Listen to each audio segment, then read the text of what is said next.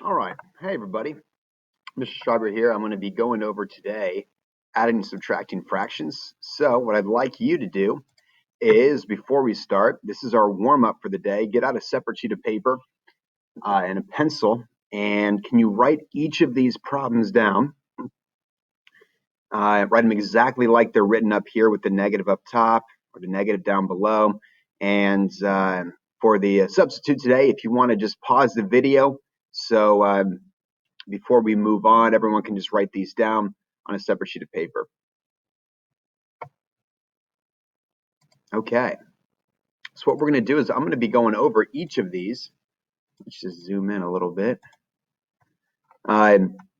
So these are just adding and subtracting fractions, but the fractions are negative. So one thing to remember is you have to have common denominators. You guys will see that each of these are the kind of the easy ones to start with. They have a common denominator that is the same on the bottom. What we're going to do is we're going to do this exact same thing we do with integers. We're going to change the sign. We're going to make all of these additions. So watch here. This is subtraction. I'm going to make that plus a negative. And watch where I put the negative. The negative always goes above. I repeat, the negative is always above because that's what we're adding or subtracting. We always add or subtract the numerator. So let's just do that. Negative 2 plus negative 4 is negative 6. I'm going to try to do this with my mouse. And of course, you guys know that we can put this in simplest form. We're always going to put this in simplest form. We can divide both of those by 3.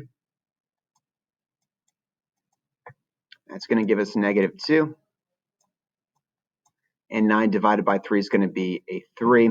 And watch where I put that negative. In fact, this is a good point to stop here. That negative can go,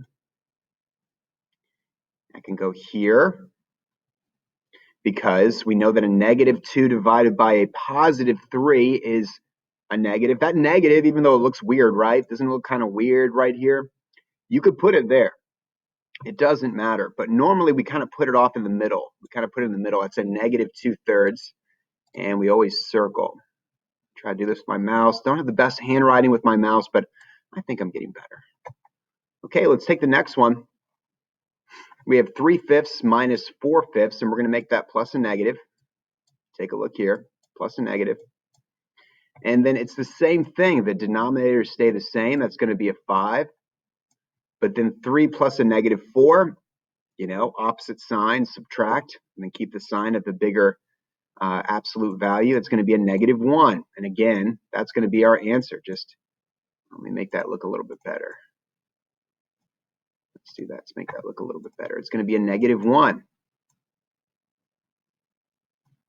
And of course, that negative can go anywhere. It can go up top. It can go in the bottom, in the middle. Doesn't matter. You can only have one negative, though. Okay. Let's take a look at the third one. That one's going to be negative 1/5. So here we have this negative up top and negative on bottom. What I want you to do, if you have your pencil, hopefully you wrote this in pencil, is I'm going to erase this negative, and I'm going to put that negative up top. I'm going to put that negative right here because that's what we're adding, right? Aren't we adding the numerators, not the denominators? The denominators stay the same. Denominators are going to be 11. And so I'm just going to take that negative. I'm just going to move it from the bottom up to the top. You always want the negative to be up top. So when you add these numerators together, you know that it's a negative 7, and that's going to be a negative 15. Okay, the last thing we're going to do right here is I'm going to change this from an improper fraction to a mixed number. So 11 goes into 15. Let's keep that negative. 11 goes into 15 one time.